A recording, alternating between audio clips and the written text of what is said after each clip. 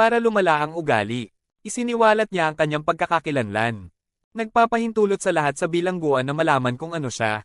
Inakusahan si Anso. Bagamat lahat sila ay mga kriminal. Higit nilang hinahamak ang mga rapist at mamamatay tao. Kung may bagong dating, ang mga bagay ay talagang mahirap para sa kanila. Panik sa lahat ng negatibong atensyon mula sa inmates. Tawag ni Yanso kay Junhan. Bago pa masabi ni Yanso, binalaan siya ni Junhan na near record ang tawag. Kaya dapat mag-ingat siya kapag nagtanong si Yanso tungkol sa case proceedings. Sagot ni Junhan, magsasagawa ng pagdinig ang korte upang suriin ang legalidad ng pagkakulong. Sa 10 araw, inaaliw niya si Hien. So energized sa kanya upang makayanan ng pressure at pagkabalisa. Hanggang doon, after Thai press conference siya, Junhan itigil ang ilan sa mga kasalukuyang pagpapakilala at sarili bilang akusado na abogado. Inilalahad niya sa publiko ang kanyang panig ng kwento. Sinasabi na ang prosekusyon ay inaakusahan lamang siya Anso, batay sa circumstantial evidence, at iyon, nagmadali ang paghatol ng mga pulis sa paglalarawan sa kanya bilang ang pumatay. Ang panayam ay narinig ni Mick Ayon, isang abogado at pinuno ng isang kilalang law firm. Ang mga peak ng kaso ng Yansos ay interes, kaya nagpasya siyang ipagtanggol siya sa korte. Nagpapadala siya ng rookie lawyer, kaya Jean, sa bahay ni Yansos, para kausapin ang kanyang mga magulang tungkol sa pagkuha sa kaso. Iniimbitahan ng mga magulang sa kanyang opisina, or may kayang pag-usapan kung paano. Si Junhan ay isang third-rate attorney. Kilala sa kanyang trabaho kasama. Ang mga maliliit na nagkasala ay naglalarawan sa kanya bilang isang panloloko sa salamin. She promises yan sa mga magulang ko. Iuuwi niya ang anak nila. At gawin ito ng libre. Yansos magulang ay nalulugod na marinig na ang isang balon. Walang abogadong magtatanggol sa kanilang anak. So pumayag silang magpalit ng abogado ng anak nila. Sa kabilang banda, si Yanso ay nahaharap sa malubhang backlash mula sa mga kapwa bilanggo. Mula nang may broadcast ang mga detalye tungkol sa kanyang kaso, ang pagdukot ng gang sa bilangguan. Tinatakpan ng itim na tela ang kanyang ulo. At dinala siya sa isang madilim na silid. Doon nila sinubukang sakalin siya para sa kanyang mga di umano'y karumal-dumal na krimen.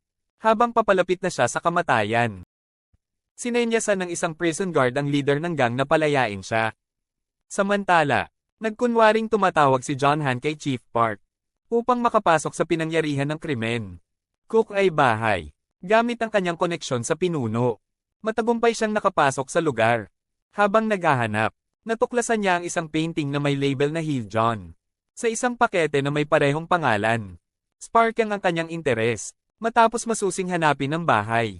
Bumili siya ng ilang damit para kay Hyanso at binisita siya. Bukod sa mga damit, binibigyan ni Junhan si Hyanso ay mga account ng preso, kung saan siya ay idineposito ng maliit na halaga. Nakaramdam ng awkward si Junso, dahil meron siya. Para ipaalam kay Junhan na may bago na siyang abogado. Nagsisimula siya sa pagpapahayag ng pasasalamat kay Junhan para sa kanyang pagsisikap sa panahon ng kanyang mahihirap na panahon. At pagkatapos ay ibunyag ang abogado. Kakatawanin siya ngayon ni Mick Ayon sa korte. Though medyo nagulat si Junhan. Kinikilala niya ang Mick Ayon ay isang balon. Walang abogado na mabisang humawak sa kaso ng Hyunsus. Kapag sinubukang ibalik ni Hanso ang mga damit Junhan bought, pinipilit ni Younghan na panatilihin sila at bumabati sa magandang kapalaran. Bago pamunuan ng kulungan, bumalik sa kulungan, dumating ang Bonsita sa Hyunsus cell para kumuha ng GTA. Ang GTA ay nagtipon ng ilang mga bilanggo para tanungin sila tungkol sa kung sino ang maaaring nagpalit ng sigarilyo. Sa likod niya, hinala niya kilala ni Hyanso ang salarin. Pero aidmanda ni Hyan. Masyadong natatakot na ibunyag ang pangalan ng tao. Pagmamasid sa pag-aalinlangan ni Hyanso, inutusan ng GTA ang bone setter na baliin ang mga buto ng N. Mate hanggang sa may umamin. Sa kabila ng pagsaksi sa isa sa N, mga kapareha na nangangalakal ng sigarilyo kanina. Nananatiling tahimik si Kinso, natatakot sa kahihinatnan ng lalaking sangkot. Gayunpaman, habang pinagmamasdan niya ang ibang mga bilanggo na nagtitiis ng matinding pagpapahirap, sa wakas ay isiniwalat niya ang pangalan ng tunay na salarin. Matapos ilantad ang taong may kasalanan, si Kinso ay pinaalis habang siya ay umalis. Narito ang mga screen ng lalaki. Ngayon ay pinahihirapan ng bone setter para sa pagbebenta ng sigarilyo sa likod ni GTA. Mamayang gabi, Anso niya, nagising mula sa kanyang pagtulog upang matuklasan ang wimp na nakasabit sa kisame. Lumalabas na, ang patuloy na pagpapahirap ay naging hindi mabata para sa kanya. Inaakay siyang piliin ang kamatayan kaysa sa kanyang paghihirap. Buhay na walang kabuluhan. Nasasaksihan ng pag-alis ng walang buhay na katawan. Hian Sayers baka siya na ang susunod na target panic. Sinubukan niyang tumakas sa kulungan. Ngunit mabilis itong nahuli ng mga gwardya na sumailalim sa kanya sa matinding pambubugbog bilang parusa sa kanyang pagtatangkang tumakas.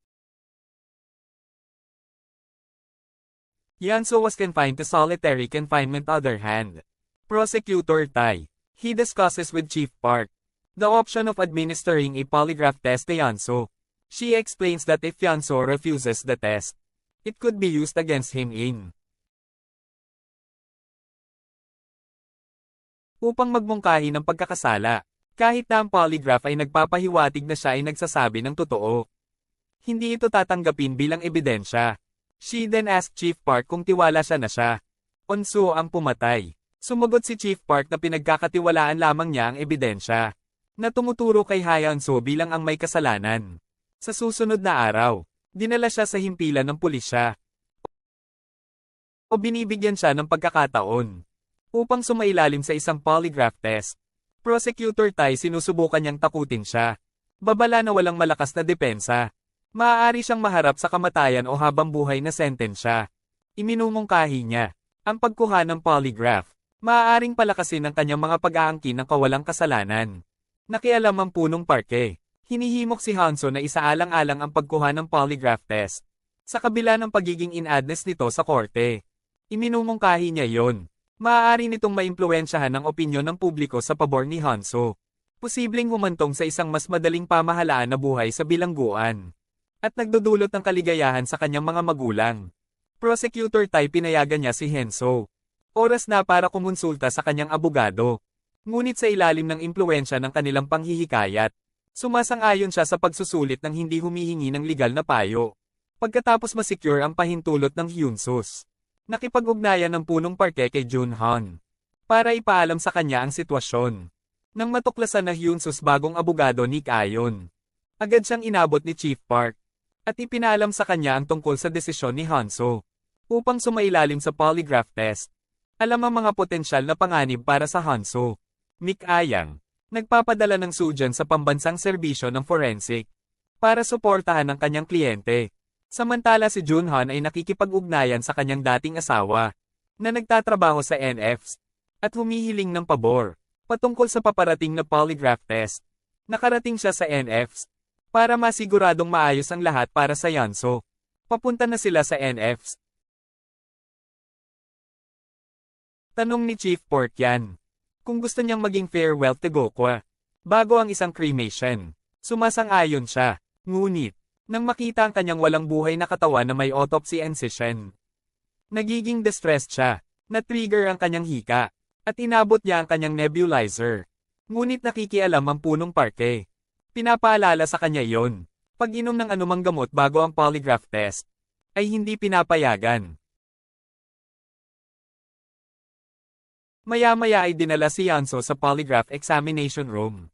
Sumama rin sa kanya si Orsujan bago ang pagsusulit. Pinayuhan siya ni Junhan laban dito. But Hyanso ay masyadong desperado para patunayan ang kanyang inosente.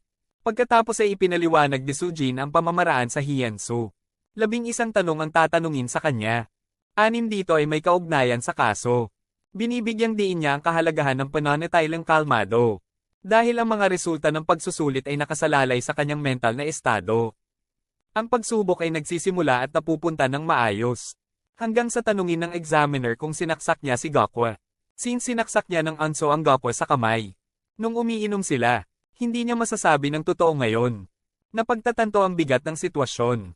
So lumabas ng kwarto si Jin upang ipaalam sa kanyang supervisor ang tungkol sa suliranin.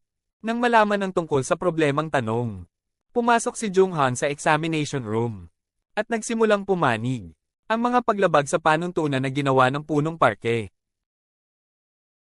Sinusuportahan ni Sujan ang kanyang mga pahayag. Itinatampok ang paglabag sa punong parke Ang batas ng abogado at batas. Sa pamamagitan ng pagkakaroon ng Hyans upang makipagkita sa isang tagayusig ng wala. Pakikipag-ugnayan sa kanyang abogado. Itinuturo din nila yon. Mga individual na may mga isyo sa paghinga. Ay itinuring na hindi karapat-dapat na kumuha ng polygraph test. Binigay na. Ang akusado na abogado ay may karapatang huminto. At tumanggi sa pagsusulit. Matagumpay na nahinto ni Sujan ang mga paglilitis. Pinipigilan si Hyanso mula sa lalong pagpapakomplikado sa kanyang sitwasyon. Bagaman ang pagsusulit ay agad na itinigil. Nananatiling hindi nasisiyahan si Hyanso. Pakiramdam niya ay nabigo siyang patunayan ng kanyang kawalang kasalanan. Bumalik sa kulungan. Si Hyanso ay nahaharap sa dahil sa sakit. Inihayag ng Jusik na ipinaalam sa kanya ni Hyanso. Pagkatapos ng kapritsyo kamatayan, pinangunahan ng mga awtoridad na bugbugin siya. At ilagay siya sa solitary confinement. Now do 6-6 revenge bago niya mapahamak si Hyanso. Sang-Soo and Irvines na nagiging sanhi ng pag-atres ng dahil sa sakit. Mamaya ipinatawag ni GTA si Hyanso. At binibigyan siya ng libro sa Criminal Procedure Act. Nagmumungkahi na. Dapat magpasya si Hyanso kung gusto niya ang kanyang proteksyon.